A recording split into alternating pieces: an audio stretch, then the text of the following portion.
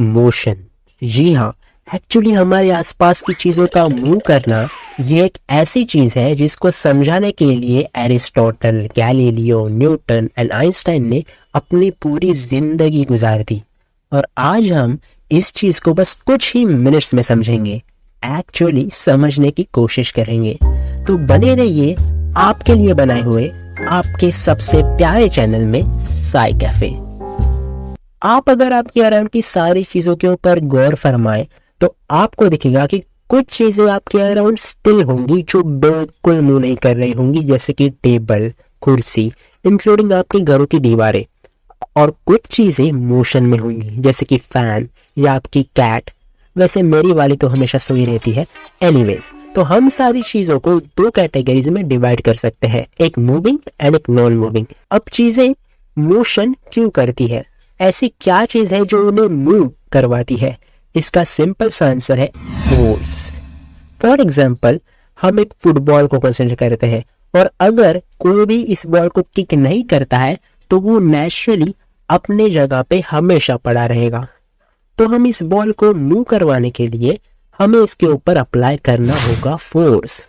और जैसे ही ये फोर्स का इम्पैक्ट खत्म हो जाएगा वैसे बॉल फिर से स्टेट ऑफ रेस्ट में आ जाएगा।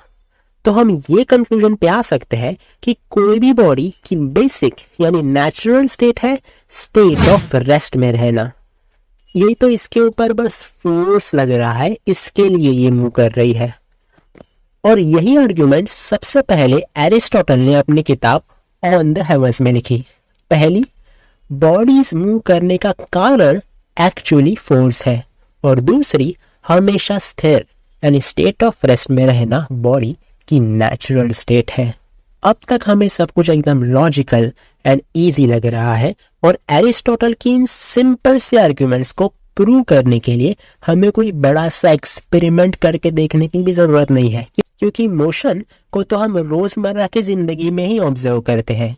इसलिए एरिस्टोटल और उनके जमाने के सारे लोग ये मानते थे कि हम इस दुनिया के सारे लॉस बस नॉर्मल लॉजिकल थिंकिंग से ही डिराइव कर सकते हैं, हमें कोई बड़े बड़े एक्सपेरिमेंट करके देखने की जरूरत ही नहीं है। फॉर एग्जाम्पल, अब सारे लोगों ने ये सिंपल सी चीज तो ऑब्जर्व की ही थी कि अगर कोई भी बॉडी फ्री है तो वो डायरेक्टली जमीन को आकर टकराती है। तो एरिस्टोटल ने इसको कंसिडर करते हुए ये कहा कि हैवी बॉडीज लाइटर बॉडीज से जल्दी जमीन को टकराएंगी, और ये काफी लॉजिकल भी लगता है, इसलिए इसको कभी किसी ने क्वेश्चन ही किया नहीं। और एक्सपेरिमेंट करके इसको चेक करना तो उस वक्त किसी के पोर्शन में था ही नहीं, और इस चीज को सब अंधविश्वास की तरह बहुत सालों तक मानते रहे। और फिर 370 साल बाद गैलीलियो ने पहली बार एक्सपेरिमेंट किया ये चेक करने के लिए कि actually heavy bodies lighter bodies से फास्ट गिरती है या नहीं। इसके रिजल्ट्स आप खुद देख लीजिए। जैसे कि आपने यहाँ स्लो मोशन में देखा कि दोनों डिफरेंट मासेस की बॉडीज सेम ही टाइम पे ग्राउंड पे गिरती है। अब ऑफ कोर्स गैलीलियो के टाइम पे स्लो मोशन एग्जिस्ट नहीं करता था, इसलिए उसने चीजों को डायरेक्टली हवा में छोड़ने के बजाय उनको स्लोप पे छोड़ा और ऑब्जर्व किया कि एक्चुअली दो bodies of different weights same ही टाइम पे ग्राउंड पे पहुंच रही है।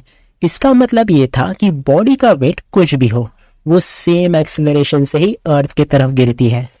यही गैलीलियो की कंक्लूजन्स को न्यूटन ने यूज किया अपने लॉज ऑफ मोशन देने के लिए, और उसने दिखाया कि जब कोई भी बॉडी जमीन पर गिर रही है तो वो अर्थ से अट्रैक्ट हो रही है कुछ फोर्स से, और ये फोर्स नहीं लगेगा तो बॉडी एक्सेलरेट ही नहीं करेगी।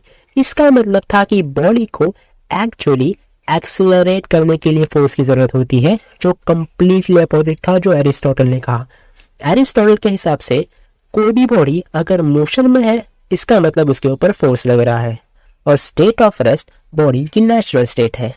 पर न्यूटन ने कहा कि अगर बॉडी यूनिफॉर्म मोशन में भी है, यानी वो मूव कर रही है विदाउट चेंजिंग इट्स वेलोसिटी, और उसका एक्सेलरेशन अगर जीरो है तो उसके ऊपर भी कोई फोर्स नहीं लग रहा है।